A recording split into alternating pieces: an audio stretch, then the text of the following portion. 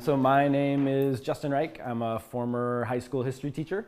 I did my doctoral work at Harvard right around the time that sort of blogs and wikis were becoming bigger in K-12 education. So my doctoral work was about social media and peer production in K-12 settings. And then I spent a couple of years helping HarvardX create their research group to study open online learning and MOOCs. And I've just recently this summer moved to MIT, where I've actually taught in their teacher education program for a while, but I'm starting a lab there called the Teaching Systems Lab, which looks at the complex technology-rich classrooms of the future and the kinds of systems we need for teachers to thrive in those classrooms. So if you give a talk at Harvard, typically people are super polite. They will sit there the entire time you're talking and listen and wait until the end. At MIT, the first time I gave a talk at MIT, the first question came during the title slide. And I actually like that quite a bit. So I would, don't at all feel shy if there's anything you have a question about or seems like it doesn't make sense or just makes you think about something, please feel free to stop me. I can kind of get rolling. Just arbitrary question just to practice asking questions. The context for this is I spent a couple of years doing research at HarvardX, and then I was leaving. And it's really important to me that the work that I do has connections to people who are in practice, who are making stuff.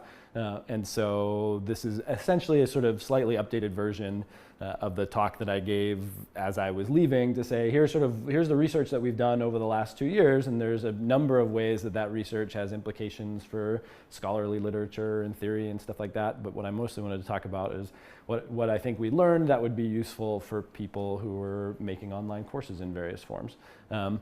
Our context at Harvard is probably different from all of your contexts in one way or another, so you'll have to figure out what kinds of things apply and what kinds of things don't. Just to be clear, probably people know this, but edX is this nonprofit that was created by Harvard and MIT, and it basically does two things. One is it makes a learning management system, and then it puts a storefront on top of that learning management system and markets classes on top of that learning management system. So in the early days, edX did some course development, and they still do some course development, but they're mostly really focused on the platform and on partner management and on marketing. The schools who are partners in the edX consortium, which Harvard and MIT were the first two, and now there are however 40 or 50 of them or something like that. And they're not just schools, so the IMF is a partner, Microsoft is a partner, the Linux Foundation is a partner. Those groups create courses and put those courses on the edX platform. So HarvardX is sort of an internal group at Harvard. If you care about university politics, it's situated in the office of the provost and the president, which means it's kind of part of the central office and not part of any one of the 9 schools, and has a very centralized production process. Faculty make applications to HarvardX to be able to have their classes be created. They make a tiny initial proposal, and then for every tiny initial proposal that it gets accepted, they actually partner with a course developer inside HarvardX to write a fuller proposal, so that the proposals start from the very beginning to be kind of headed in the right direction and shepherded by people who are thinking about online instructional design and those kinds of things. And then those proposals are vetted by a Harvard faculty committee, and then these teams get created where there's a Harvard faculty member, usually a couple of graduate students or postdocs of that Harvard faculty member, a project lead, and that's typically kind of the core team that borrows a bunch of other assets. There are 10 video editors who are there. There's a librarian who full-time is dealing with issues of, not full-time, who part-time is dealing with issues of copyright. They have an acting coach who helps all the faculty get started. They have a couple of other kinds of things like that. So these teams, which is totally different actually than the way MIT runs their course development. So MIT is almost entirely decentralized. Basically, faculty apply to create a course, and then they're given a big pot of money and say, go make a course and figure out how to raise the people you need. There's some kind of centralized resources around video editing and a couple of other things, but it's a much more decentralized kind of process. So this is sort of the best advice that I had to be able to share with the people in this sort of centralized system. So the first thing is to ask the question sort of like, what exactly is the function of research in course design? Like, what can research do for us? And here's how I would sort of define the limits of it. It very rarely tells you exactly what to do. We rarely do research or experiments that says, this is always better than this. What we're usually doing is characterizing trade-offs. We're usually saying this kind of thing is good for these kinds of students, and these kinds of things are good for these kinds of students, or these kinds of things are good for these kinds of pedagogical purposes, or for courses that have these values, and these are good for different kinds of things. And so little of what we say could you pick up and say, oh, well, the obvious thing for every kind of course in every circumstance is to do X. You would usually say, okay, well, what are my values? What are my objectives? What am I trying to accomplish? And then the phrase, I don't know if it works for everyone, but I like to say that what research does is it constrains decision spaces. If there's a million things that you could do, it helps you say, well, really, probably for what you want to do, there are actually fewer kind of options that are out there, but still ultimately options. So here's 7 things that I think we learned that I'll go through and try to talk about some of their implications. You'll see the slide enough that I don't have to read it to you to get started. Here's the number one thing, is that our students are incredibly diverse. Here's one representation of that. So we just did this cutoff. I think there were 3.1 million registrations in courses as of September of 2015, about half of which actually make it into the courseware. So usually when people are signing up for courses, they go click, click, click, click, click, click, click, click, click, and sign up for a bunch of them, and then they actually go into a smaller number of those. So let's imagine we took those 1.5 million people who are participants in courses, and let's shrink them down so they would fit into a 100-person classroom. What would that sort of representative 100-person classroom look like? About 70 of them would be men, about 30 of them would be women. That would differ by course, but that's the overall average. The bulk of them will be in their 20s, and particularly their late 20s. Our median age is usually about 28. But we definitely have people that are as young as 13, and we have folks in their 30s and 40s and 50s and confirmed octogenarians and nonagenarians who are hanging out in our classes. So they're of all kinds of ages, but mostly basically in a post-college age. And most of them have in fact been to college. About 70% of them have bachelor's degrees. In our professional courses, that can get much higher. So in a course like Leaders of Learning, which is sort of targeted at principals and superintendents, 85 or 90% of people might have an advanced degree. About 70% of people are from the rest of the world. If you wanted to know exactly where they're from, like imagine a population map of the world, and that's where our largest populations come from. So in Africa, they're mostly in Nigeria. In South America, they're mostly in Brazil. If you can get them to fill out surveys, here's one of the most sort of interesting things about our students is about 40% of them will respond affirmatively to this question: are you or have you ever been an instructor? Now, if you walk down, what's the name of the street we're on? If we walk down Great Jones Street and grabbed 100 of them and said, are you or have you ever been an instructor? I actually don't know what like the baseline rate of the answer to that question is. So it may be just that like 40% of people have ever been a Sunday school instructor or lifeguard instructor or K-12 teacher or something like that. But one thing that is important is about 10% of the people in our courses on average have actually taught the class that they're taking right now. So and many of them are currently teaching that class. So a lot of people who sign up for our introductory physics classes are physics professors. And obviously they're not coming there to learn, we're hoping, but they're coming there to see how, how does MIT teach this material? What kinds of things could I take from it, either literally like send my students to, or copy in some kind of way, or adapt for my own class, or that kind of thing. So as Harvard has started to, and MIT have started to think about what are the ways that open online learning can have impact on the world, this is one sort of vector that people have gotten more interested in. What does it look like to use these tools to support other teachers? About 60% of our students who answer the survey, which is different from everyone, but about 60% of the students who answer our survey say that they plan on completing the class. And then the rest of the 40% have different levels of intention. Some of them say they're just there to browse. Some of them say that they're there to do some of the materials, but not all. And some of them say they don't really know what they're up to yet, but they're looking forward to figuring that out.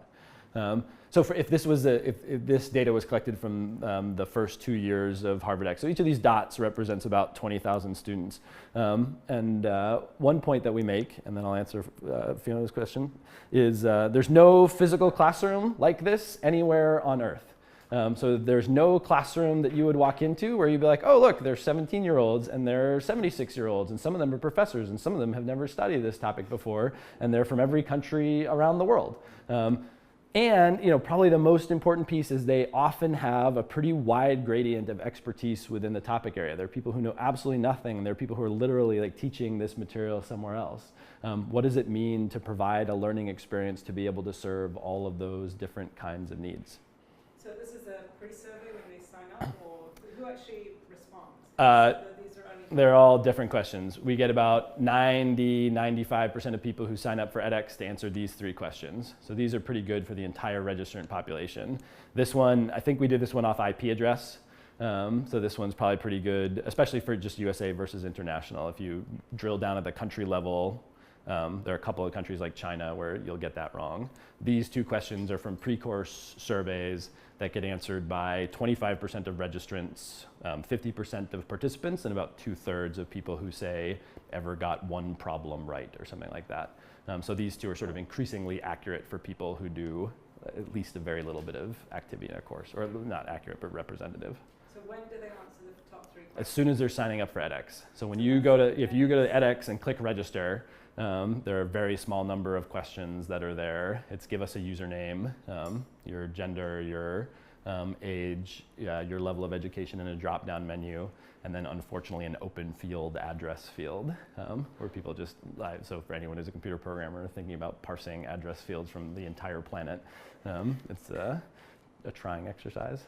So this data actually is pretty good and pretty representative. You can add these questions to the It's a great question, so those of us who are researchers are like, pre-course, like site registration, like fill it up. Like we want to know, like what's your family income? Like what race are you? How many, courses have you taken before? But there's the idea is that, people are concerned that you want to try to make access to the courses as frictionless as possible. And so every additional thing that you're asking people to do on the way in conceivably lowers the rate of folks who are signing up for it.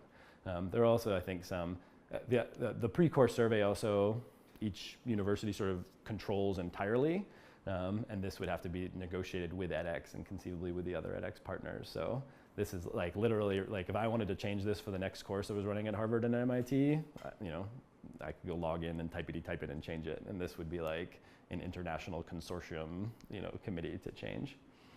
What else would you want to know? Well, certainly race, I think would be good. Yeah. I don't know how you get at SES. We were talking about that earlier. Yeah. Oh, I can tell everybody else some of the ways we've been working on that. Good, thanks for asking. Look, I'll do it next. So one of the things that we've done to figure out, at least within, there are a couple of things that'll show up around issues of sort of socioeconomic status, like how are these kinds of learning opportunities received and used differently by people from different life circumstances is a question that I care about a lot. So one question is, of people who register, how are they different from people in the rest of the world? And on the x-axis here are people's age, and on the y-axis is the median income in their neighborhood.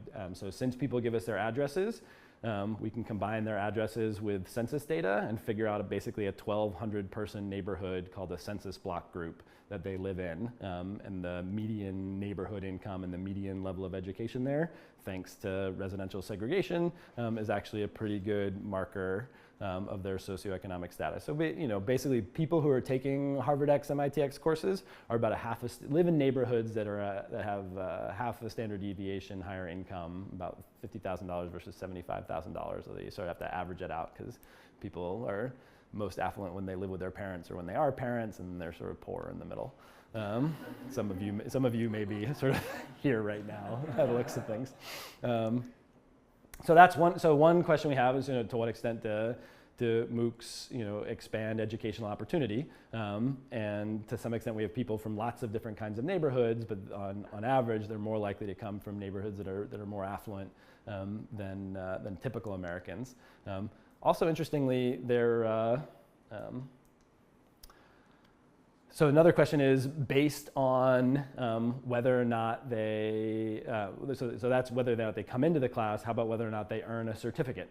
What's the effect of socioeconomic status on whether or not you earn one of our certificates? And one of the things that we found is that for students who are older, it actually doesn't matter a whole lot. So here's age on this axis, and on this one we put the advantage of having at least one parent who has a bachelor's degree.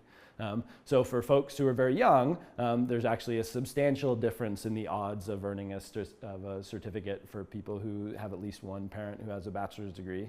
And then, sort of there's some advantage but decreasing until people are sort of getting older. So for us, we think there are actually like strategic implications of these kinds of information. So MIT just announced a supply chain management new kind of degree where it used to be a year-long degree with 8 classes. They're going to take 4 of those classes, put them online. You can take them for free. You get a certified exam at like a Pearson exam center somewhere and use that as your application materials to be able to come onto campus to take the last 4 courses, basically 1 semester on campus. The age of people who are looking for a supply chain management master's degree is like probably somewhere in here. And so that's probably like pretty reasonable to think about from an equity perspective. All of the folks who are working on AP classes, which are being targeted at folks of these age, it's entirely possible that a lot of those efforts might actually disproportionately be benefiting people who already have a whole lot of advantage. We might, to take advantage of free resources requires a set of social, financial, and technical capital. So if we want efforts targeted at high school students to be equitable, we might have to think very carefully about what kinds of supports that we're providing to folks who don't have the same kind of advantage to be able to make the most of them. We're also, obviously, if you find these kinds of gaps in opportunity, then you want to think about ways that you can remediate them. Here's one that we've been doing that seems to have some efficacy. So one thing that this first piece this basically is all work that a colleague, Renee Kizelchek at Stanford, has been working on. So one of the things that both he and we noticed is that even when you control for a whole bunch of things, even if you look at people who have the same level of education and age and that sort of stuff, people from the developing world tend to do less well than people from the developed world by a whole bunch of measures. They tend to watch fewer lectures, take fewer assessments, are less likely to earn certificates, a whole bunch of these kinds of things. One theory behind that is that there are all kinds of things that could be obstacles for those folks. They don't have good access to computers. We can control for English fluency a little bit. You can imagine a whole bunch of things. But one theory that Renee has is that actually there can be psychological barriers for people who perceive themselves as outsiders to learning.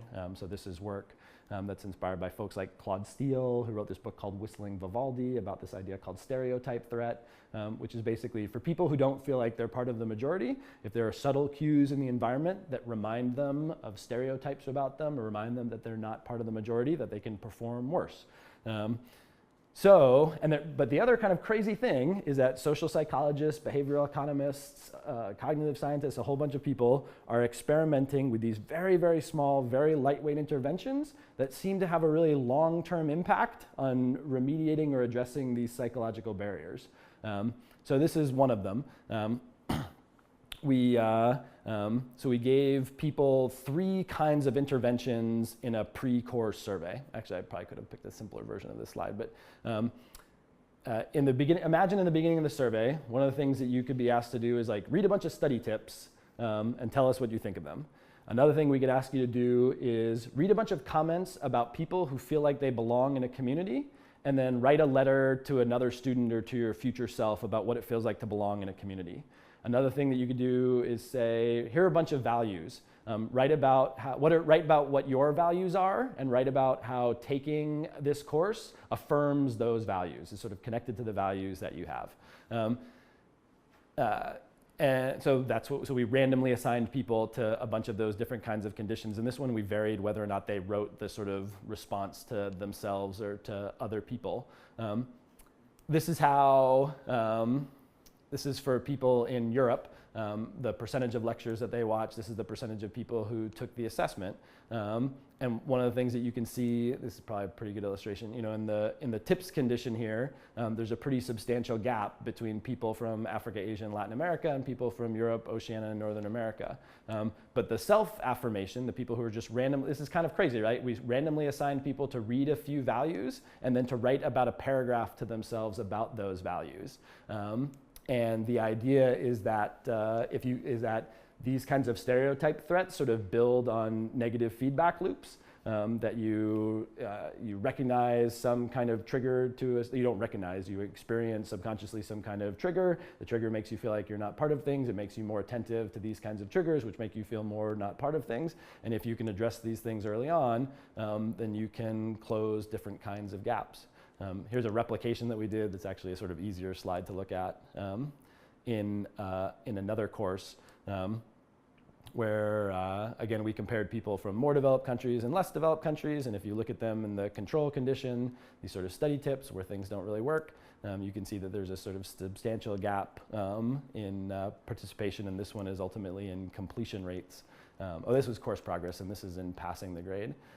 This one was kind of an interesting one because the self-affirmation activity actually seemed to damage the people from more developed countries, well, substantially. But, you know, so like that's a bad thing to do for this one course, but we learned about it, and you could conceivably then say, well, let's just target it at these kinds of folks. But it closed interventions there. There are a whole bunch of people who are experimenting with these really lightweight kinds of things. One has to do with texting. So we get people to make a list of friends and family members who don't live with you. And then we get them to agree to let us send messages to them. This is Todd Rogers at the Harvard Kennedy School. So it'll be week 3 of a class, and you'll get and Uncle Tom will get a text message that says, "Hey, Uncle Tom, Justin is in week 3 of his heroes class. Asked him why Oedipus gouged his own eyes out." And so it's just like a little conversation starter. What's going on in the class? And those conversation starters, which basically activate people's social support network, are another thing that basically costs nothing, takes no time, beyond the setup costs, and seems to have a statistically significant impact on people's completion rate. Interestingly, that particular intervention doesn't work if you send it to people who live with the person. So if you send it to mom, or you send it to the spouse, like my spouse already has 99 things to nag me about, and the course is going to be the 100th of them, and it's not going to have any impact. But my Uncle Tom, doesn't have any reason to talk to me at all, and is super excited to have some kind of prompt to strike up a conversation with me, and that activates my interests. So there are a lot of people who are interested, and I think a lot of startups and other kinds of folks should be interested in these things too, because they seem to be very inexpensive, very lightweight, and have outsized effects for the scale of the intervention. Economists basically don't believe in them. They say it is not possible to have these kinds of effects that inexpensively, and therefore there's sort of something wrong with this, which I think is a reasonable skepticism to have. But we just keep doing these experiments, and they seem to sort of keep working. So.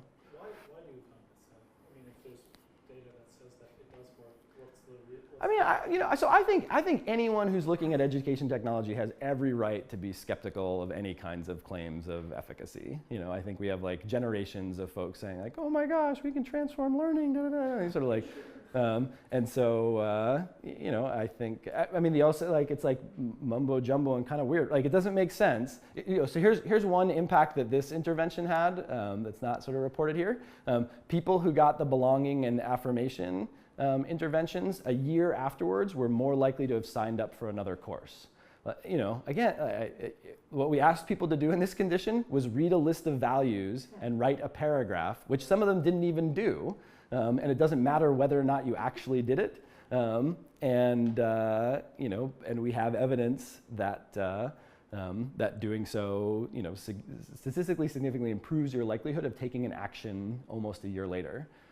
You should think that's crazy. Sorry, just to follow up, I think I actually put the emphasis on the wrong word in my sentence. Why do economists care? I think is a better question. It's what's their dog in this fight? I think just good, healthy skepticism that small-scale interventions can have these kinds of outsized impacts. And, I think cognitive scientists invent, maybe it's like a not invented here kind of thing, could be sort of part of it as well. And certainly not all of them. There's also a whole set of behavioral economists who are like people sort of following Cass-Sunstein and nudges and these kinds of things who are interested in all kinds of other related sorts of incentives. So did you say, so in the affirming group, some students don't do it, don't do the activity? They don't even do the activity. But they still get the bump, or Yep. that bump is The word count and time spent in the survey, which are both things we track, don't seem to correlate strongly to whether or not you see the change in performance. So you go to the raw data, and it's just something like I'm happy, or like something that doesn't make any sense. And I don't know, maybe if we had more statistical power and more people who are doing it, we'd be able to find more fine-grained kind of differences.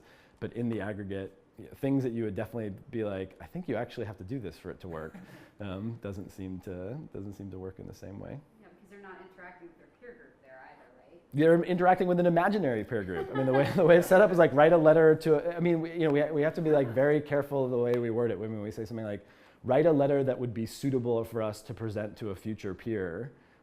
Because we're not actually going to get around to presenting it to future peers. I mean, maybe we would, but it wasn't. I remember Renee and I were going back and forth on the draft of that wording, and the first one there was something like that we'll send to a peer, and I was like, I'm pretty sure we're not going to actually send it to a peer, so maybe we should fudge that a little bit. So in that case, what's the trick for those students that actually don't write the paragraph? I mean, they're reading it, they're thinking about it. I don't know. There's something about the activity. They are presented with the activity and they think about it. Yep, that's the best guess. Yeah, right. Like it doesn't make any sense. No. No. And people should be super skeptical of this, but I'm pretty sure that we're going to do a whole bunch of replications of this, and we're going to keep sort of finding things like that.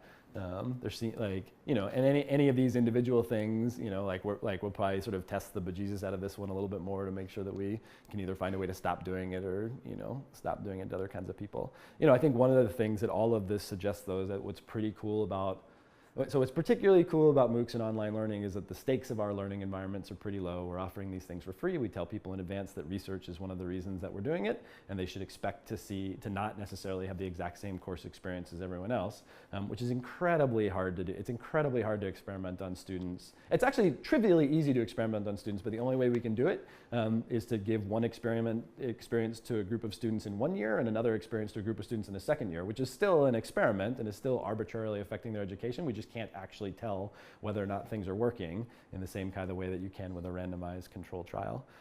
So one of the coolest things that edX has done, and that certainly other platform builders should do, and somebody was just telling me that Coursera was promising to do the same thing by next year, is to basically have A/B testing built into the course authoring system. So you could say, for this video, I actually want to present 50% of people with this video and 50% of people with this video and see what comes up. And the cool thing that Coursera is working on is by them shifting we'll talk about this in a minute, but by them shifting their courses from session-based to on-demand. So instead of a course that runs from February to April or whatever, it just is always running and always on.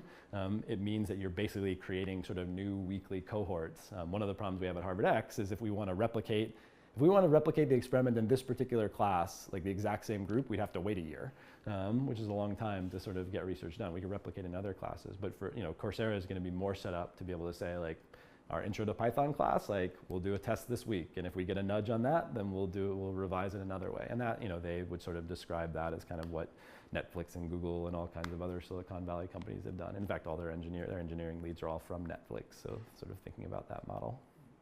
This might be a really silly question. It's probably not. So forgive me.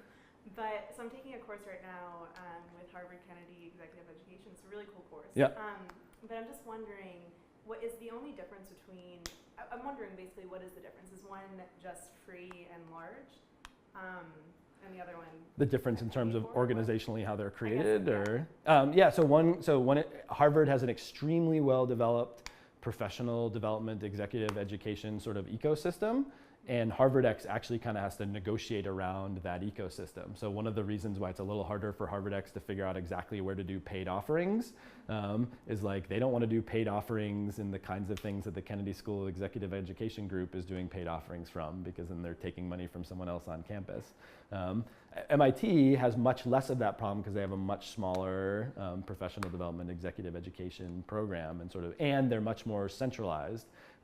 So it's a little bit easier to coordinate across. But almost every single of the first 6 classes that HarvardX launched, every single one of them was taught by a faculty member who had taught at the extension school.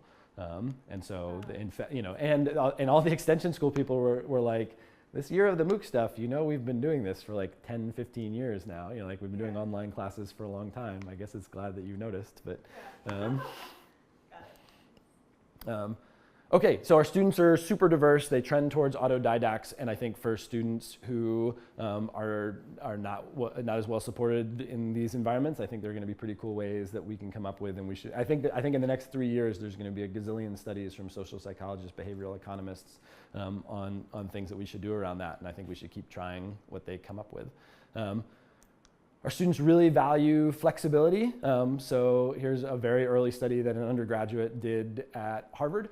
This is in Heroes X. Here are 6 students who make their way through a MOOC. The x-axis is time, the y-axis is the part of the course. The chapters happen to be called hours. And these are the different pathways that people take through the course. So you can see that this person in light green started right on time, sort of got to be a little late, and then pretty much followed the kind of recommended syllabus of the course as material was released. And then this person here in red, like started on time and then kind of slowed down a little bit, and then the course was about to end and like got a bunch of stuff done towards the end. This person in green like slacked off for a while, had a bunch of free time in June, and the course really was going to end and sort of did everything that, this is probably something that most of you sort of feel familiar with. This person was just late and kind of did it all at once. So even among 6 people who basically did the entire course, there's tremendous diversity in how people like to maneuver through those classes. One thing that was cool about this class is that 2 versions of it ran pretty close to the same time. So we ran one version of it where the course, this one where the course content was released basically every 2 weeks. There was like a dump of additional content. And then about 3 weeks after this one ended, the professor said, I want to run the course again. Let's put it online and open up all the content at once. So now, and really the only reason why this course content was released every 2 weeks was because they were still making it. So they were like, we're not quite done yet. So the dots again are the hour in which people spend the most time, and the x-axis is weeks relative to course start, and the y-axis is the part of the course. And you can see that there's sort of basically, there's 3 important features. One is that there are a limited number of people who sort of follow the recommended syllabus. In any given week, there are always people who show up at the very beginning of the course. But then the other point is that by about week 6, about half of the people in the class are not on the recommended syllabus. And by the last 10 weeks of the course, almost no one is on track with the recommended syllabus. Everyone is sort of pursuing this at their own pace. When we release all the course content at once, there basically is no one who's on the recommended syllabus. People are basically moving through the class sort of distributed across at their own individual pace. The only group which is different is this V2 group. Actually had a bunch of residential students from Harvard College in it, and they, for the most part, very dutifully stayed along the syllabus, and at the end they restudied everything for the exam. We did a bunch of examinations to look across these 2 courses, and we found that there was basically we basically couldn't find any differences in people's overall activity levels between these 2 courses. They have the same certification rate, they have the same number of weeks they're active, they have the same number of participations in the forum, all that kind of stuff. The only difference is that when you give people the option, my takeaway is sort of whatever flexibility you give people, they take advantage of. Seemingly in this case, without really any negative consequences for doing that. So when, again, this is sort of like you're a course developer and you're thinking, how do I want to do things around Harvard? I would say, if you can't think of a really strong reason, might as well open up all the course content as one. I would describe this as sort of a revealed preference for flexibility. And then some folks will say, but we really want to create this like community feeling cohort by cohort. And I say, yeah, but guess what? Like, even when you do try to do that, by week 5, half the people are behind your course, and by week 10, virtually everyone is not on track. Like, you don't have cohorts anyway, even when you're you might try something new to do that, but you'll be sort of wrestling uphill. There's a guy who actually worked in this class who's a military veteran who really appreciated this study because he would always say, I was trying to take these online classes when I was in the military, and then you'd be like deployed for a few weeks or something like that, and having the freedom to be able to do things in your own pace really mattered.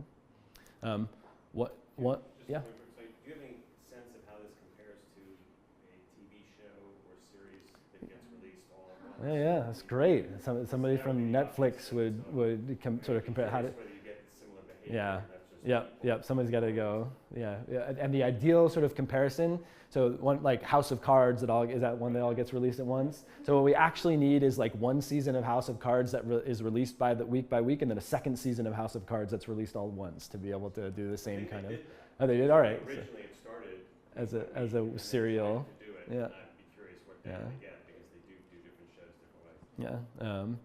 I would say generally speaking, when we do talks to people who are from entertainment media, they say, "Oh, the stuff that you're talking about sounds a lot like the stuff we're talking about." That actually we people in universities would like to think of sort of residential courses or what we now call traditional online courses as a reference point for MOOCs, but TV shows actually may be a better reference point for comparing some of these kinds of things. I'm going to show you Netflix has all that data. Yes. Yeah. They're good at that.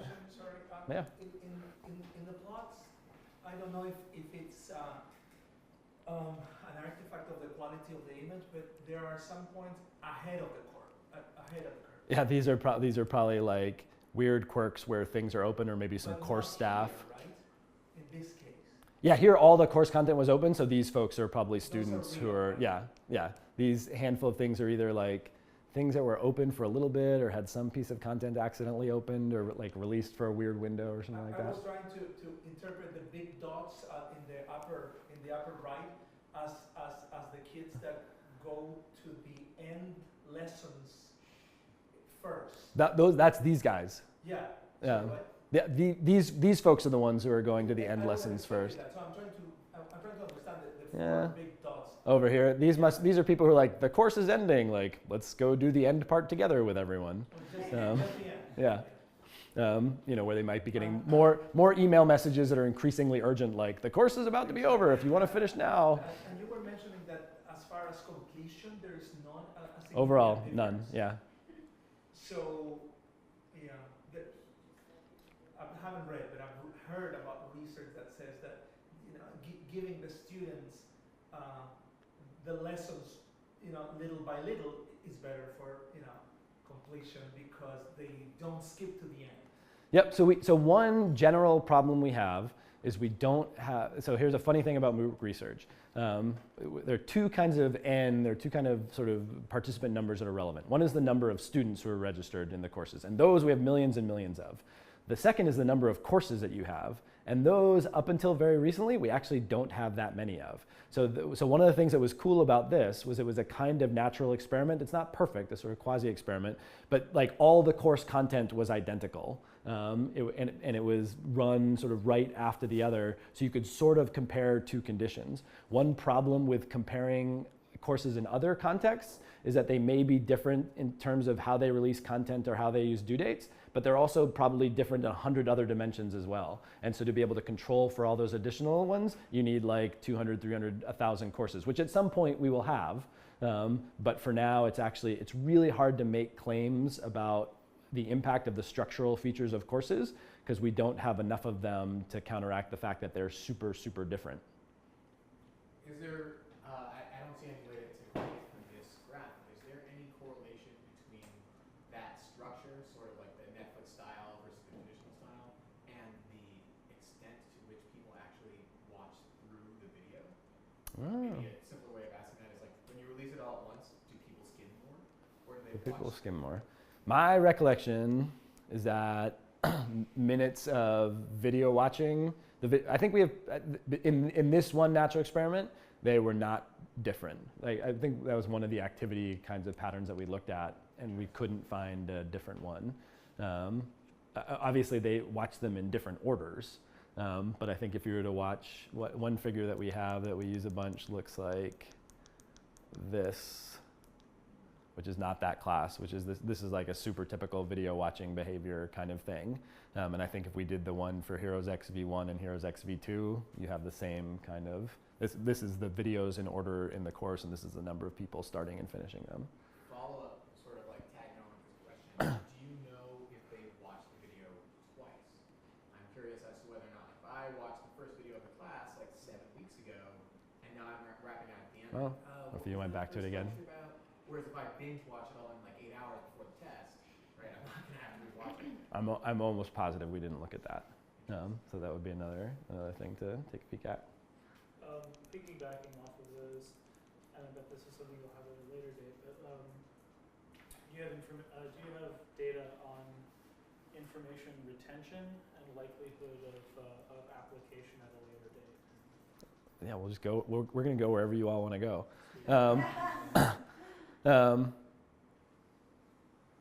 There's a couple of things here. We have terabytes of data about students' click and almost no understanding of what changes inside their heads. And there are a couple of reasons for that. One reason for that is that most MOOC faculty members are not psychometricians and they're not assessment experts, and so most of the assessments are pretty crappy for measuring learning. Sometimes they're actually not even really well aligned with what the professors care about students learning. In part, actually sometimes because through the process of creating an online class and rethinking your pedagogy, we definitely have professors who, if you ask them on day one what were their learning goals, they would give you a different answer by the time they finished the class. There are also plenty of professors who, we joked about this, that you would go and ask them, Sergi Nesterko is responsible for this joke. You would go and ask them, like, so what are the learning goals of your class? And they would sort of respond like a kind of wounded artist, like, what do you mean my learning goals? Like, my learning goals are to say the material. And you're like, that's not exactly what we mean. And there's a whole bunch of other faculty who would look at you and be like, that is a great question. So the latter ones are easier to work with than the former, but both have roughly the same problem. The problem is even worse than what I described. So not only do we have inadequate, so not only is there sort of inadequate attention to the design of assessment, in some fields, like simply no one has developed the technology for really good assessment. So generally speaking, in mathematics, quantitative fields, and computer science, we have better tools for assessing performances that we care about. In the humanities and professions, we generally don't. But even in sort of like, I think about statistics as a field. You know, in introductory statistics, I want students to be able to do two things. I want to be able to give them a big pile of data and say, you know, go find a correlation between two variables and give me the right answer. The other thing I want them to be able to do is like, here is a paper. Tell me whether or not this is garbage. We have computer-based assessments that can test the first piece, but they can't test the second piece, which is something that we really care about in statistics as well. We could add one further problem, which is that all that variation that I talked about in students incoming into the class means that if all you have is a single measure of any kind of competence, you don't actually know whether or not they learned anything. Because the people who are scoring perfectly on all of your assessments might be people who came in with all of that knowledge to begin with. So if we, and the final sort of problem is that most of the assessments we're creating are sort of bespoke, like for this class, I'll make this thing. And so you can't really make comparisons to other kinds of circumstances. So I have this article, which is called Rebooting MOOC Research, which sort of has this whole argument, which says that if we wanted to have better measures of learning in our courses, we would do three things. One is we would make sure that we're measuring people at multiple time points. So we're watching how their trajectories change. The second thing that we would be doing is we would be using assessments which have been also used in other kinds of contexts. So there's one professor at MIT, Dave Pritchard, who does a really good job at this. And in fact, does a really good job sort of at all three of these things. Like physicists have a bunch of really good concept inventories where you ask people about common misconceptions that have been used in a gazillion different studies. So in his course, some of the problems that you answer are those kinds of problems which have been used in lots and lots of other contexts. And some of them are unique problems that he made up that you couldn't sort of find the answers for anywhere else on the internet. And then he measures things at multiple time points. And he has this sort of really close tracking between what he cares most about and what he's measuring. But those are three of the things that would need to happen for us to be able to make better claims about that, even just within courses. I was telling Dave Pritchard, and he runs a group called Relate at MIT, which does physics research, and he's done it for decades, sort of long before this. We were just having a cool conversation with a big healthcare company in the Boston area where they have all these patient records and they have all these clinical records. So you could imagine You know, they have 30,000 clinicians, they have all the clinicians' sort of activity records, and you have all their sort of patient health outcome data. So you could imagine doing studies, you know, this is sort of what we really want to do, where they randomly assign clinicians to different kinds of learning experiences, see how they translate those learning experiences into actual practices in their field, and then see how the changes in practices in the field actually impact the outcomes that we care about. That's like the sort of ultimate end-to-end learning data system that probably only hospitals have. I mean, most educators are sort of stuck at the first part, which is like, you know, did they retain by the end of the course the skills and competencies that I tried to teach them? And we almost never get a chance to say, you know, what do they do beyond that? But we're almost at a point now with a couple of years of data where we can also start doing things like, so did the people who take Introduction to Computer Science do better than we would expect in the next, you know, in the machine learning class and the data science class and the other kinds of things? But until we sort of ratchet up the quality of our assessments, we're unlikely to be able to know much more about that. And so that's what, you know, so one thing you should be attentive of, and almost any research that you read, it's almost always going to be about engagement. It's going to be engagement, persistent, certification, which are only proxies for the things that we actually care about as educators. Like, are people in fact actually learning? And there's good reasons to be sort of skeptical. Do I have this in here? There's good reasons to be skeptical of that. But I don't have it in here, but I'll tell you. So there's a guy, he runs something called Veritasium, Derek Muller, who did kind of a cool study where he randomly assigns people to a short video where someone explains a concept in physics, and to a slightly longer video, like 8 minutes versus 11 minutes, where someone starts to express a misconception in physics or another science, and then someone else comes in and they have a dialogue where they rectify that misconception and sort of get to the right answer. If you ask people, so the first video is shorter, and shorter is always supposed to be good. Students also, if you ask them qualitatively about the videos, they say the first one is clear, understandable, makes sense, and the second one is confusing. And then if you test them afterwards in sort of a pre-post environment, they learn more from the second one. So if all you were trying to do was optimize engagement and you had no measures of learning and you had gotten all that feedback from the first one, you'd be like, hey, this is working great, like people are happy with this video, but you might in fact not be getting the learning outcomes that you want. Let's just skip past, but this is my, here, this is too hard to explain, but it's such a beautiful little study. So another thing that we did, which is kind of cool because you have gazillions of people, is, so one of the things we've known for about a century in psychology is that for a given unit of study time, it's better to space that study time over multiple sessions. So if you have an hour to study, it's really better to do like 3 20-minute chunks than one 1-hour chunk. And almost all that research is done mostly in labs, sometimes in classrooms. And so our question was, could you sort of do this research in the wild? Could you just look at like millions of students' behavior sort of organically and find the same effect, you know, which is what we did. So if you see these sort of 3 groups of, this is the total number of time they spend, this is a high spacing group, a mid spacing group, and a low spacing group. You see the high spacing group sort of always performs better to diminishing returns than the other kinds of groups. And we did this super cool study, which I'll just tell you about and not try to totally explain, where you would say, well, maybe the people who space their study are different for some other kind of reason. So let's find only those students who took 2 classes, spent about the same amount of sort of relative time in each class, and had different spacing in each class. So you can sort of remove within-person variation, and you're like, well, who does that? Well, it's not very many people, but actually in this group, it's about 3,000 people. So if you start with 1.5 million, you can say, well, it's a really like weird subgroup and still have enough people in it to sort of have statistical power to, you know, what this one shows is that people who reduce their spacing have a lower probability of certification, and the people who raise their spacing have a higher probability of certification. So the reason why I love this study is it's actually, I think, in some ways, one of the only studies that we've done where having millions of people actually mattered, where we were like, we need to be able to find like a weird subgroup to confirm some hypothesis, and they happen to be there. It's all relative within the class, so it's all like z-scored inside of it. But the idea is, and this was sort of confirmed in one of the things that we found in that HEROES study too, was that the number of weeks that they were on track like sort of predicted their certification, but one of the strongest predictors of certification was the proportion of weeks that they were active. So of the 20 weeks that you could have been active in the class, how many of those weeks were you actually active? So one of our sort of takeaways of this study, is the idea that one of the things that we want to try to get students to do is to have more frequent touch points with the course, to figure out ways that we're, are there systems that we can reward students for coming, like Duolingo, I think does a really good job of this, where they have the like streak kind of rewards and that sort of thing that people find really fun. Or can we release sort of optional but engaging content? If if the core content is released all at once, can we release sort of fun or engaging kinds of things periodically to get people constantly coming back? What if we just tell people this? What if we just explain to folks, like, spacing works, here's how you should organize your time, and see whether or not that has an impact? All things we should try. What else do I want to tell you? This one's just kind of funny.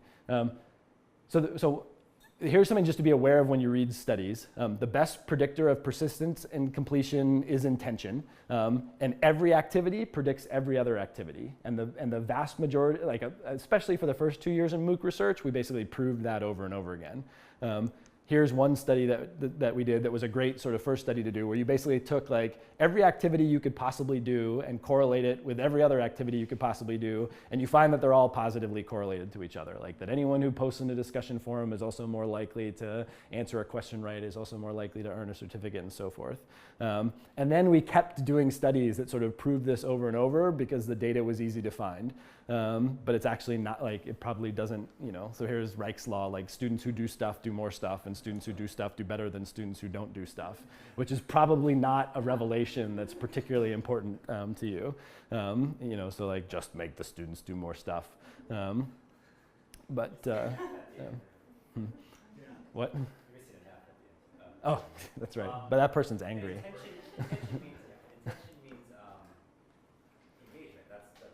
Intention means their stated intention of the so until we start getting people to start clicking, the number one predictor of whether or not they'll persist in the class to the end is whether or not they say they're going to persist in the class to the end. That's the stronger than previous familiarity, stronger than their level of education, stronger than SES, stronger than their age. Almost demographics, of sort of age, level of education, English fluency, previous experience with this material, previous experience with MOOCs. Anytime you ask them any particular reason for taking the class, almost none of those things are strongly predictive. The strongest predictor we have is this question that we ask, which is something like, what do you intend to do in this course? And those who intend to earn a certificate, of the 58% of people in our surveys who say they intend to earn a certificate, about 22% go on to do so, compared to 6% who say they're going to browse a class, 7.5% who say they're going to audit a class, and about 10% who are unsure. We haven't actually figured out too many things that get people to like increase their intention. So we've tried to do some like little nudging experiments, which are like, research shows that people who intend to complete a class are more likely to do so. You can actually get people to change their answer to this question, you just can't get them to actually stay in the class any longer. So you can sort of measure the social desirability of answering that question.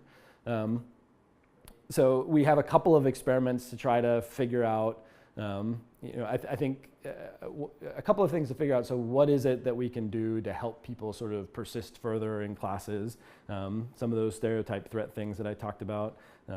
We have some sort of like planning kinds of interventions that we're doing. Like it seems like the people who aren't finishing because they're getting overwhelmed by other things in their life. So maybe we can like teach them some planning strategies, or just have them write down what their plans are. Like, when are you going to finish this class? Send them email reminders. Like, remember when you wrote this plan for how you were going to do this? Some of those kinds of things. Do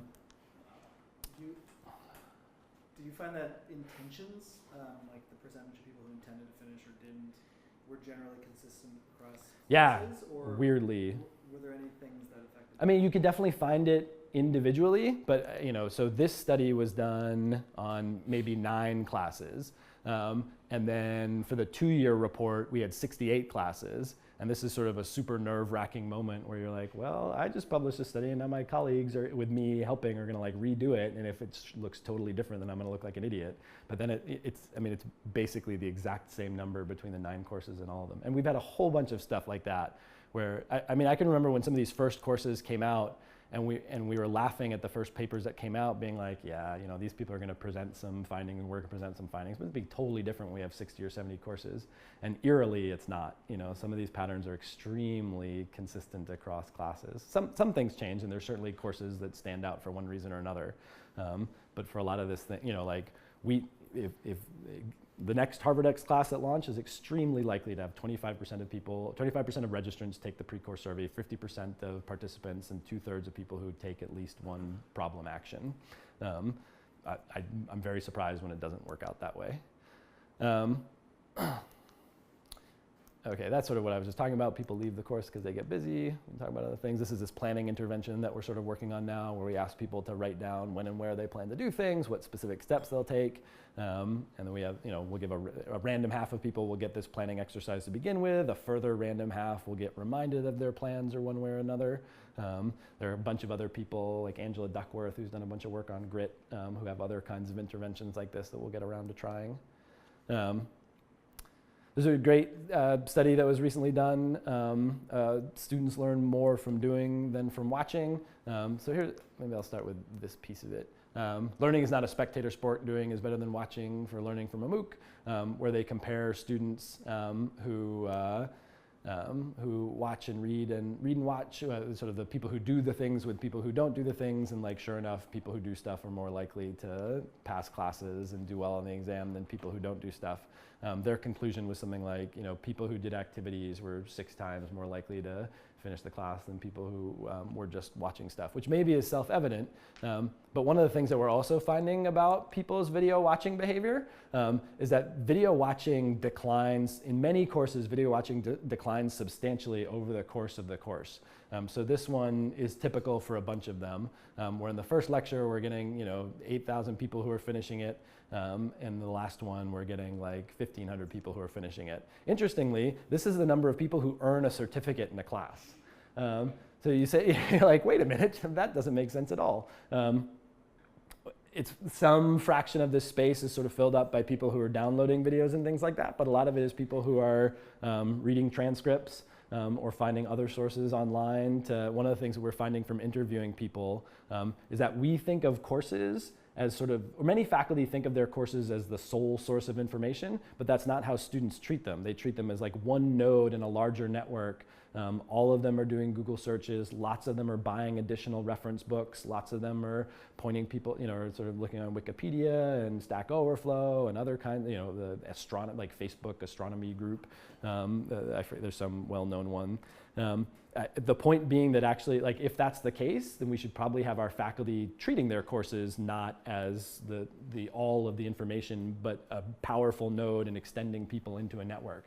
Like, how do we help them traverse that network? You know, if you wanted to do a totally awesome job making a course, one thing you might do is look at all the Wikipedia pages that your students are likely to Google and have a doctoral student go double check them and make sure they're actually right, because assuredly that's going to be a central part of their learning. So might as well go and fix it. Everyone else who does this research, this is a good paper that just came out of Stanford and Vanderbilt, sees the same kind of thing. So for me, sort of some of the implications are, especially at places like Harvard, we should not be spending the same amount of resources on this video as on this video. This video is an incredibly important part of our course. This video is much less so. The other thing we should be doing is we shouldn't be filming this video first. When the faculty are probably at their lowest level of like experience and capacity. We should start filming like somewhere in here and then go back and film these 10 videos that are going to be the most important learning experiences in the class first when our faculty have the most expertise around that. So just a bigger picture question here. We just heard that nobody's really paying attention to the learning, and yet all the research you're talking about is not paying attention to the learning. Yep. It's all looking at completion, how much they use things, and that doesn't mean anything. We don't even know whether completion leads to learning. So why are all of the MIT, Stanford, Harvard people focusing on these kind of studies instead of doing what I think you were asking, say, well, So one reason is organization. So I would say a few things. One reason is organizational, that in most places the research teams are separate from the course development teams. And so the research teams basically are just taking whatever data is available. And I would say especially for sort of the first 2 years of research, that was a totally appropriate thing to do. Like go run a bunch of courses and dump out whatever you dump out, and we'll figure out what we can find out from that. And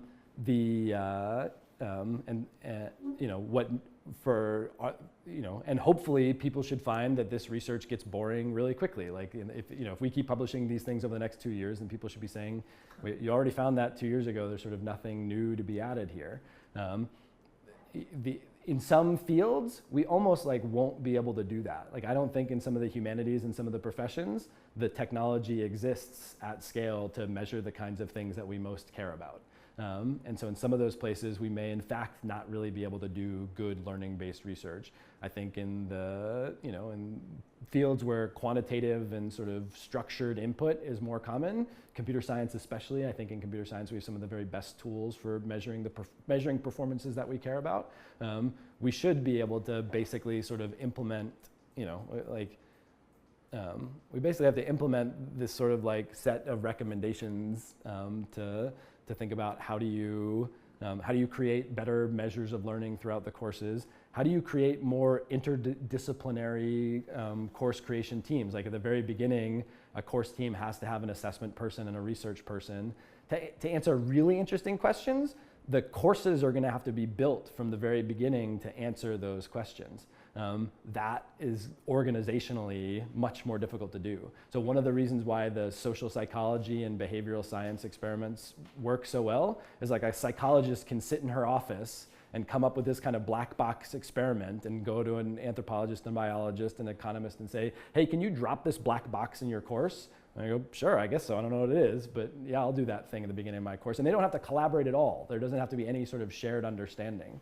To actually sort of change classes so that they're answering these better learning questions, then the faculty who are, as you know better than anyone, are completely overwhelmed with the process of just getting the first version of this course built to begin with, would have to have an additional layer of work to build better assignments, to think about what research questions they want their courses to answer. My hunch is it won't happen unless groups like the NSF and IES or Gates Foundation, MacArthur sort of say, we want to, and Harvard and MIT are other places that could do this. We're not going to give money to just any course that comes up. We're only going to give money to those courses which are designed to answer questions about teaching and learning. So that would be my response. I would say one other assessment thing which I think is probably most exciting is to think about in the humanities and professions, our best chance for improving assessments are going to be using peers to do that assessment. So basically, we're just the only way we're going to assess interesting performances are by getting people to assess each other's performance, which we now have sort of increasingly figured out different kinds of approaches to support people in giving meaningful peer feedback to one another. And in fact, if for people who care about certifying competency, we've actually found that, and this totally sort of freaks instructors out, but typically if you can average together the scores of 5 or 6 peers, it usually ends up being equivalent to what an instructor would give a person. And if you do a little bit of tuning of those algorithms, if you sort of do little tests to figure out who are good peer assessors and who aren't, I ask you to grade 3 things, and 2 of them are actually from peers, and 1 of them is a plant, which I know what the grade is supposed to be. I can figure out, oh, Charles, you keep giving people 1s, and this one's supposed to be a 4, and I know that. So now we can take Charles, and we can no longer have his weighted average be as high as everyone else's. And if there are other people who are sort of perfectly on target with everyone else, then we can add more to that. We can sort of upweight that kind of thing. The other thing which is really cool about some of these tools, these are both from people at Stanford and USCD, and actually now at CMU. This is another one where it's called Talk About, where they sort of organize live synchronous discussions with people from around the world. I think one thing to be thinking about there's sort of 2 frames of online learning. One frame is that the ideal learning environment is a tutorial or a Socratic seminar. And pretty much all we're doing in online learning is seeing how close we can get to that ideal. And the problem with that framing is that we will always lose. If what you're trying to do is sort of approach this sort of one-on-one in-person human interaction and seeing ways that you can replicate that, you'll almost always lose. But another frame is to say, what can you do that is only possible if you have 10,000 people who are hanging out and participating in a course together? This peer studio system, in some of the courses that they have going, when people submit sort of design prototypes for feedback, they get feedback in 15 or 20 minutes. There's no, they actually did this sort of, like the logical thing to do with a system like this is to use a kind of first in, first out sort of system, because that seems more fair. But then there was a doctoral student who had the idea, like, let's do it last in, first out. Let's get the fastest feedback as possible for the most number of people, recognizing that there'll be some long tail of people who like get feedback super late or never at all. And that proved to be sort of a stroke of genius, because almost everyone was getting feedback almost instantaneously, which would be impossible in any other kind of circumstance. You know, you can't hand things to a human TF and get it back 15 minutes later at any hour of the day from people all over the world. So I think part of what we should be aspiring to in this field is not saying, okay, tutorials are the very best, let's see how we can replicate tutorials. I think that's going to be sort of a recipe for constant disappointment. I think the more fun sort of approach to these things will be to say, what can we only do if we have 2,000 or 3,000 or 15,000 or 100,000 people kind of involved in this enterprise together? And that is where I think the sort of most fun and impactful work in this field will be. And I think I will leave you with that thought. But I'm happy to answer any other questions that people have, or talk about anything else for the time that we have left. Or we can just go drink wine, so. Is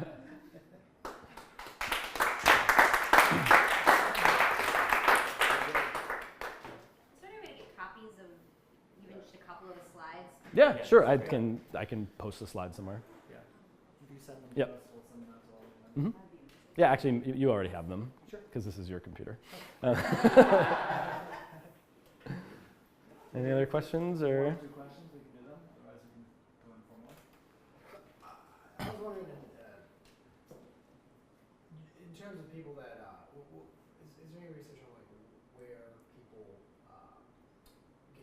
get stuck and like have a big gap? Because you mentioned somebody like going on deployment, but from my experience, a lot of it has been when you do you're watching a video or doing a lesson and you find you've done everything exactly right, and there's some sort of something odd going Yep. on. I'm a video editor mostly, Yeah. so like it's like you watch a Final Cut or a Premiere tutorial and there's something that's completely backwards, and you know that you're going to have to spend an hour delving into that online. And so, and what you mentioned about having peer feedback seems like a really good solution, but I'm just wondering, like, people, if there's any research into what causes those So I'm sure that happens. My sense is also that the signal from that happening is completely washed out by very strong overall patterns in when people leave courses.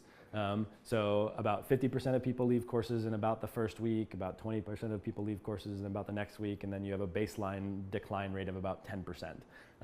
And so that provides a sort of really strong signal, which is mostly from exogenous factors. It's mostly people get busy, they have health problems, things like that. There are very few courses that have identified particular parts of their course. There are a few of them where we've seen, but it wasn't around, like, I think we saw evidence of that once with a course where in one particular week they seemed like they had kind of a particularly high attrition rate, and they had like twice as much content in that week as they had in previous weeks. So the idea is even though they didn't say so, somehow in the first few weeks of the course, they had like established a kind of contract with their students, and when they violated that unspoken contract, then students left. The two things that if you interview students, they'll tell you they get most frustrated by that are related to that are like sort of what you describe, or even like when assessments are tricky. When they feel like there's something not fair about an assessment question, like when you ask them to like click 3 of these 10 things, and if you get 2 of them right and 1 of them wrong, it's still wrong, and you have to sort of iterate through it. They hate that. And when you miscommunicate expectations and prerequisites for a course. So if you tell students a class isn't going to take that much math, and it takes a whole bunch of math, that gets them upset and fired up as well. But we haven't really there has not been strong signal of like particular moments of in courses that like disproportionately generate dropout or frustration or something like that. So it's sort of been hard to find. Okay, yeah, because I just wasn't sure if it was caused by little like road Yeah. I think it would vary, people's computer to computer, Yeah. Yeah, I mean, there must be people out there who are experiencing those speed bumps, but those speed bumps don't aggregate into patterns that are as obvious as the sort of external patterns of people being busy in their lives, and that being sort of what seems to be the main thing driving people to not persist. And one of the things that we're sort of exploring too more is that across, like, if you only are looking at one course's data, then all you might see is someone leaving a course, but we have a bunch of students and interviewers who are telling us that leaving one course is a signal of greater commitment to something else. Like, people sign up for 6 courses and they do a bunch of them for a while, and then they say, you know what, I'm too busy to do all of this, but the 3 I really like are this one. So I'm gonna drop 2 of them, I'm gonna only do the videos and not watch the problems in the other one, and I'm gonna finish my other 3 courses. So if you have if all you're looking at is a slice of data that someone dropped, you think, oh, this person is a dropout, we sort of did something wrong. You may have done nothing wrong necessarily, like they may be making a commitment to some other part of their life, which actually may be a better way of having people select courses than what we, that might be better than what we do in college, where we say, like, all right, 2 weeks into the semester, decide what you care most about, and hope you're right. Are you looking at collecting any data about what might be going on outside of the data that you're collecting within the learning management system, such as, are students taking courses together, like they actually have a friend that they're taking a MOOC with, such that they may be having conversations about it outside of the actual course itself that's helping them to keep staying motivated? Yep. Or things like where they may have had aha moments in the course, even if they did drop it, meaning that they are learning something, they got something out of it, but what was it? Those types of things. So one thing we've done is we've interviewed about 125 of our students from 4 classes, and we're using some of that to sort of say, all right, what kinds of learning experiences are important that aren't being tracked by our systems? One thing that seems to be really important is people's workstation. People take notes much more than I think instructors recognize they do. People print stuff out from classes, which just strikes me as like totally crazy, but great if they help them. People talk a lot about the people in their lives and how they intersect their courses. We have one great interview with someone who was like, I couldn't figure it out, so I called my ex-husband, and who didn't strike us as like the logical person to turn to. We were glad that they had a good relationship. The other thing that we have learned a lot about is all of the other online, this is sort of what I mentioned, all the other online resources people are using to learn, that the course is not just the course, it's this whole suite of things. And then people talk a lot about the rest of their lives and how, what makes them busy, what gets them to be stuck, things like that. So one question we have is, of all those kinds of things that are not being captured, what potentially could we instrument so we do capture them?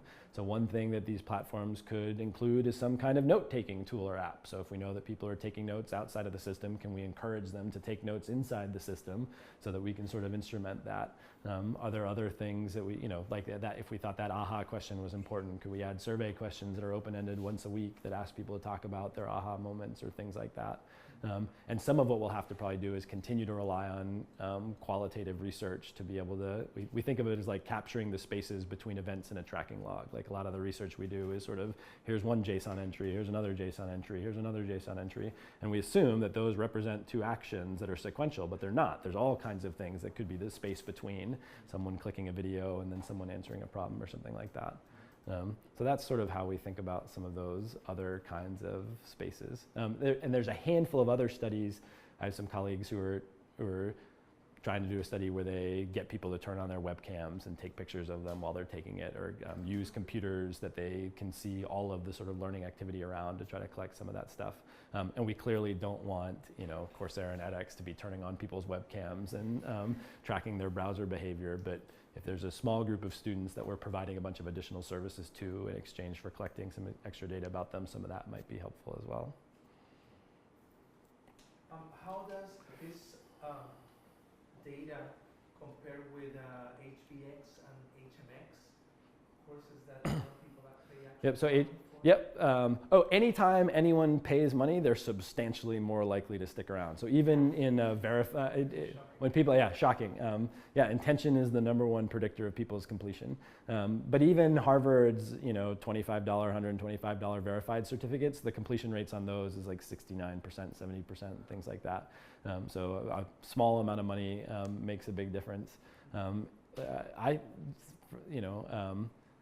what else did we learn from HBX data? I don't think there's a lot of, HMX is the medical school, HBX is the business school. I don't think there's a lot of HMX data that's out yet, and there's only a little bit of HBX data that's sort of starting to come out. But generally speaking, people are super happy with those courses. HBX, I think, made more investment in the social features of almost any learning platform. So like, they have kind of a Facebook page, they have a lot of evidence that people look at everyone else's Facebook page that's in, not the actual like Facebook.com Facebook, but like a social kind of, you know, identity page or a profile page. They have a lot of emphasis on people making comments to each other and reacting to each other and things like that. But there was an interesting review. So there's some really good social things. There was also an interesting review which said, yeah, there was all that kind of stuff in HBX, but still the best discussions were happening on our Facebook.com group that actually like the social media platforms that we use anyway. But my hunch is that HBX is going to be pretty ridiculously successful. Like they have a huge brand, they have a market that's, you know, one of the things they're doing is they're finding a market that's different from the one that Harvard Business School serves.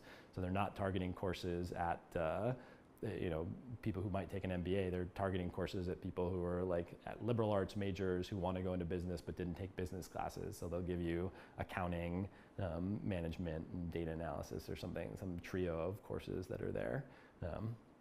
So they seem to be working out pretty well. They also apparently have the people who take the course are really happy with the video case studies and sort of what they're learning. So I think if people are interested in learning environments, it's probably, you know, it might be worth ponying up $1,500 to take their class and see how they did it. Those videos are probably higher production value. Yeah, although a lot of Harvard's videos are pretty high production value. HBX has some pretty cool connections to, you know, when they do a case on, one of their early cases about cost is about when Amazon declared their ebook price for the first time of $9.99, and so they sit down with like the SVP of Amazon and the SVP of Hatchet and interview each of them because they have connections to all these people. But like Lisa New does a poetry class that Bill Clinton spoke in, and Al Gore, and, you know, NBA players and things like that. So.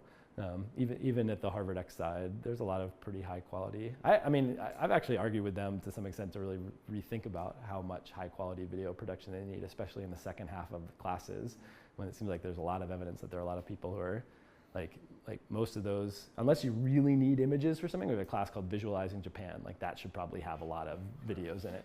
But for a lot of these things, like I bet you'd get different kinds of uptake if you say had a podcast version that was available for everything. You know, if you could just, for anything that you didn't totally have to watch, you know, give people a well-written transcript that's easy for them to print out if they want to, give them an audio file that's easy for them to upload in their podcast player, things like that. So a lot of ways of getting at things.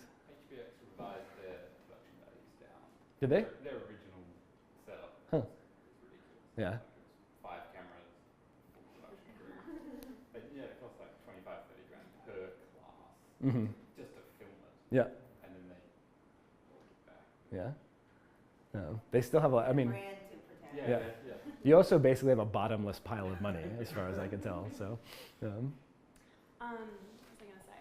Oh, so I just think it's interesting. So I've taken 2 online courses, one with IDEO and then one that I'm in right now with the Kennedy School, and they both had 2 very different methods of engagement. The one with IDEO, I think they really measured engagement in terms of the discussion boards, and there was a lot of like peer-to-peer stuff going on, and I think they really, even the 2 course instructors got very involved there. But with the one that I'm in right now, they have they happen twice a week, live lectures where they measure attendance and participation and that sort of thing. And I'm not really sure which one is better. I'm still kind of, I'm not sure, like you can tune in for the live lecture and be marked as there, but I'm not really sure if I'm actually more engaged. And it's interesting because I've been thinking, you know, I wonder what would make both of them, what would really kind of increase my motivation for both of them. And I know that the feasibility on doing this on such a large scale as a MOOC would require is impossible. But if there was an interview, like a 15-minute Skype interview at the beginning of the course and then a 15-minute Skype interview at the end of the course, I think something so small as that would actually make an incredible difference in my motivation. Yep, if you had some kind of brief Some connection sort of, with a like, human being who is associated with it. You know, I mean, it's interesting to think how you scale some. I think there's this class, Copyright X, which said from the beginning, you can't do a law seminar, you can't do a law class anything other than seminar style, so we can never have this class be like massive distribution. So what we're going to do is we're going to get 20 Harvard Law School students each to facilitate a group with 25 people in it, and then we're going to invite people around the world in sort of centers of law study to form their own small groups, each headed by people. And we'll have like a set of video courseware and readings and exercises that forms kind of a courseware spine. But the way the course is going to grow is not by showing those videos to as many people as possible, but by making these sort of small pockets that are happening all over the place. And so that course, starts with 500 people that are just supervised by TFs, and then you get 1,000 people because you have 500 people plus these 10 groups around the world. Maybe next year they have 10 groups that are, or 20 groups that are from Harvard Law students, 10 groups that are nonprofit centers, and they convince a bunch of New York City law firms to run 10 more groups.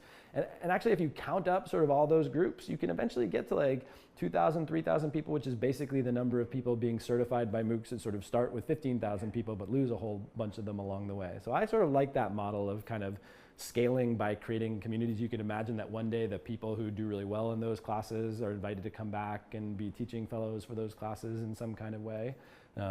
There's all kinds of risk of sort of exploiting some of those people in the middle, which isn't, it's not a concern in law school, for instance, because law school students almost never get a chance to teach. So for people who are interested in becoming law school professors, this is like getting 4 credits to help facilitate a class is actually a great thing in their career. It's beneficial to sort of everyone involved. But we could imagine, like, we don't have to envision methods of scale, which are just like, how do we get more people to click the YouTube videos? We could also be thinking like, how do we create communities that can grow in ways that would allow for something like, let's make sure that every person gets to talk to at least. And maybe a peer thing would work too. Maybe actually you don't need to talk for 15 minutes to an instructor. Maybe you just need to talk for 15 minutes to one other student in the class in some kind of sort of structured chatting protocol, just to feel like, oh, now I've got one, and like, so, and half of those conversations are super awkward and you hate them, but half of them are awesome and you like made a friend in Poland and now you're taking, intro to whatever together, and that would be pretty cool. Yeah, the first one required that. We had to do the Skype and it was recorded and everything, so no one could get away with it. But that was actually really interesting. I noticed that after that, I was like immediately more inspired to, I was much more engaged.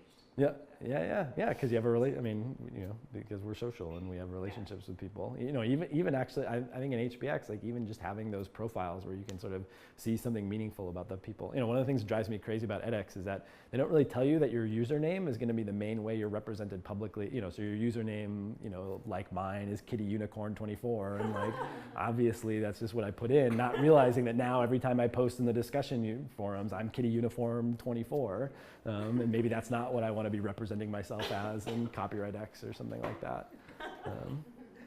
Good. Anyway, super fun to chat with people. Happy to continue to chat more, but thanks for having me, and I appreciate the conversation.